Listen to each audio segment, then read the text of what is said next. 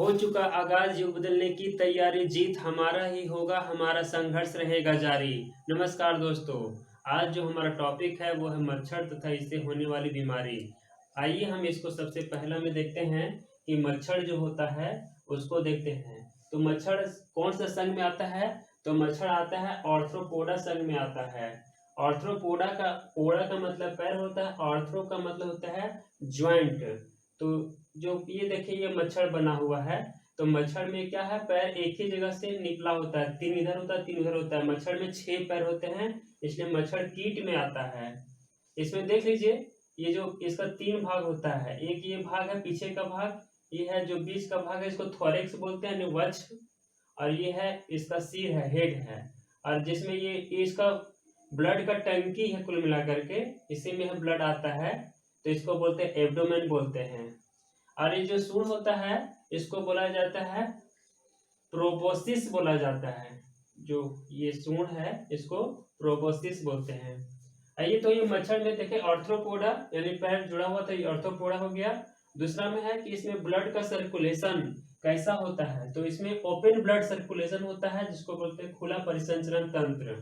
फिर इसमें देखें कि मच्छर में किस तरह का कंकाल पाया जाता है। हम लोग में होता है अंतः कंकाल, हमारे शरीर के अंदर कंकाल है, लेकिन मच्छर में क्या होता है, बाह्य कंकाल होता है। और बाह्य कंकाल की वजह से मच्छर को कम चोट लगता है। मतलब एक तो छोटा सा मच्छर है और उसको है कि हम लोग इतना जोर से मारते हैं, तो कभी कभी हो क्या जाता है कि वहाँ फोटो कॉपी होकर के वो उड़ जाता है।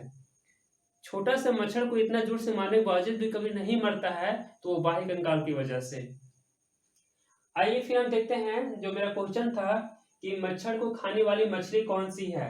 तो मच्छर को खाने वाली मछली गेम्बुसिया है। ये गेम्बुसिया मछली है, और ये क्या करती है, पानी में जो मच्छर है उसका लार्वा है, इस सबको खा लेती है, अपना आहार बना लेती है। कौन सी मछली? गेम्बुसिया। मच्छर नियंत्रण के लिए आसपास के जो पानी जमा रहता है उसमें है सो केरोसिन तेल क्यों डाला जाता है? तो केरोसिन तेल डालने से क्या हो जाता है, पानी के सतह का पृष्ठ तनाव जो होता है कम हो जाता है। पृष्ठ तनाव कम होने से क्या होता है, जो मच्छर का जो लार्वा होता है पानी पर, वो पानी के अंदर डूब जाता है, मर जाता है। इस प्रकार से मच्छर का जो प्रकोप है वो घट जाता है। पहला जो क्वेश्चन है कि किस मच्छर के काटने से डेंगू बुखार होता है। आइए इसका उत्तर देखने से पहले हम जान लेते हैं सबसे पहले मच्छर के बारे में। जो हम देखते हैं कि हमें जो मच्छर काटता है उसके बाद है सो बीमारी होता है, लेकिन सच बात ये है कि हमें मच्छर नहीं काटता है।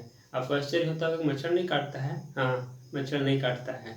एक्चुअली हमें जो काटता है वो मादा मच्छर काटता है, यानी मछली काटती है, मच्छर नहीं काटता है। मच्छर बहुत शरीफ होता है, वो तो है कि फूल और फल खा करके जिंदा रह लेता है, उसका जूस पी लेता है। जो काटती है वो मादा मच्छर काटती है। मच्छर में एक होता है फीमेल मादा और एक होता है मेल नर। तो नर है सो क्या करता है, वनस्पति से फूल फल का जूस पी करके उड़ा देता है। ये जो मादा मच्छर है वो भी अपना भोजन के लिए है, ये भी वनस्पति पर जिंदा रह लेती है। लेकिन जब ये खून कब पीती है, मादा मच्छर खून तब पीती है जब इसका बच्चा छोटा छोटा रहता है, और इसका बच्चा है सो खून में ही जिंदा रहता है, इसलिए ये खून पीती है अपने बच्चों के लिए। ठीक ना? तो हम पहला जो देख रहे हैं, जो मच्छर 3 हैं जो ज़्यादा फेमस हैं, जो ज़्यादा मतलब बड़े स्तर का बीमारियां जो फैलाती है, ये 3 मच्छर हैं। पहला है मादा एनाफिलीज मच्छर, एक है एडिस इजिप्टी मच्छर, और एक है क्यूलेक्स मच्छर। देखते हैं मादा एनाफिलीज मच्छर जो मलेरिया को फैलाती है, मलेरिया को मादा एनाफिलीज मच्छर। एडिस इजिप्टी मच्छर है डेंगू और चिकनगुनिया को फैलाता है, और एक है क्यूलेक्स मच्छर जो है हाथी पांव को फैलाता है।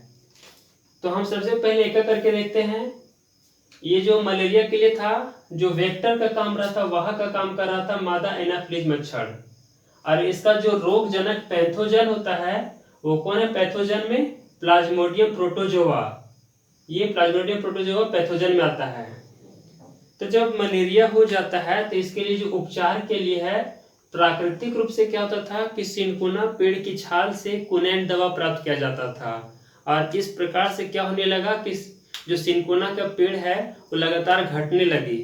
तो इसके लिए फिर है कि प्राकृतिक जो था सिनकोना से छाल से कुनैन प्राप्त करने का तरीका, वो काफ़ी है सो नुकसान पर्यावरण के लिए, इस पेड़ को काफ़ी नुकसान पहुंचने लगा। इसके लिए कृत्रिम रूप से क्लोरोक्विन दवा तैयार की गई।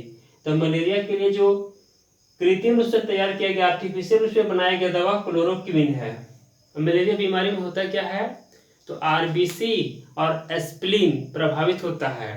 आरबीसी ये ब्लड का एक भाग है। हम ब्लड में देखते हैं कि एक तरल पदार्थ होता है जिसको बोलते हैं प्लाज्मा, और कुछ होता है कि कण होता है। तो हम उसमें से देखते हैं, एक होता है हमारे ब्लड में, एक होता है डब्ल्यूबीसी जिसको बोलते हैं व्हाइट ब्लड कार्पसल्स, एक होता है आरबीसी जिसको बोलते हैं रेड ब्लड कार्पसल्स, और एक होता है प्लेटलेट्स। तो यहाँ पर प्रभावित कौन हो रहा है, आरबीसी। और आरबीसी जहाँ एक जगह पर जा करके जहाँ है सो खत्म होता है, जिसको बोलते हैं आरबीसी का कब्रगाह, स्प्लीन को बोलते हैं। तो ये आरबीसी और स्प्लीन है वो मलेरिया में प्रभावित होता है। मलेरिया में क्या होता है, लक्षण में बुखार आता है, ठंड लगती है, कमजोरी आता है, उसका लक्षण था।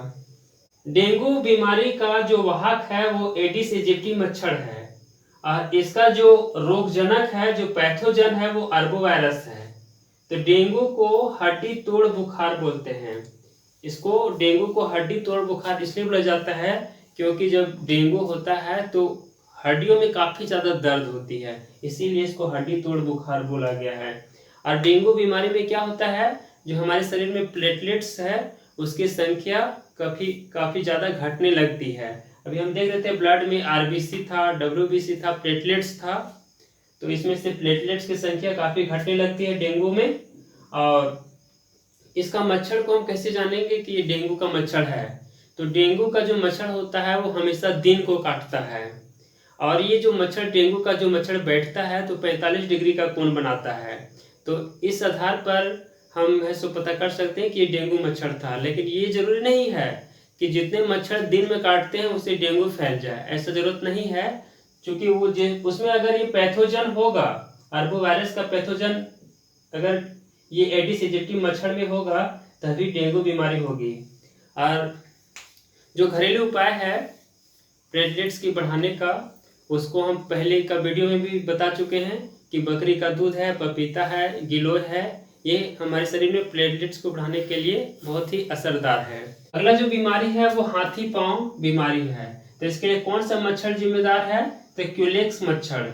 ये क्यूलेक्स मच्छर है जो हाथी पांव के लिए जिम्मेदार है। और इसका जो है कि पैथोजन है वो हम देखें, रोगजनक में देखें तो वुचेरिया क्रीमी है।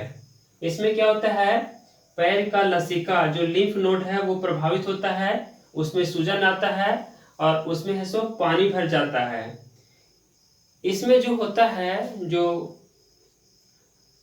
हाथी पांव डिजीज है उसमें 1 साल के बाद है सो असर दिखता है, क्योंकि वुचेरिया क्रीमी वो धीरे धीरे अपना प्रभाव को है सो छोड़ती है, इससे लंबा समय लग जाता है उसको पता चलने में। और इसीलिए है, और ये जो मच्छर है, जो क्यूलेक्स मच्छर है, उसमें इसका जो पैथोजन जाता है क्यूलेक्स मच्छर में, तो लगभग वो 15-20 दिन तक इसमें जीवित रहता है मच्छर में।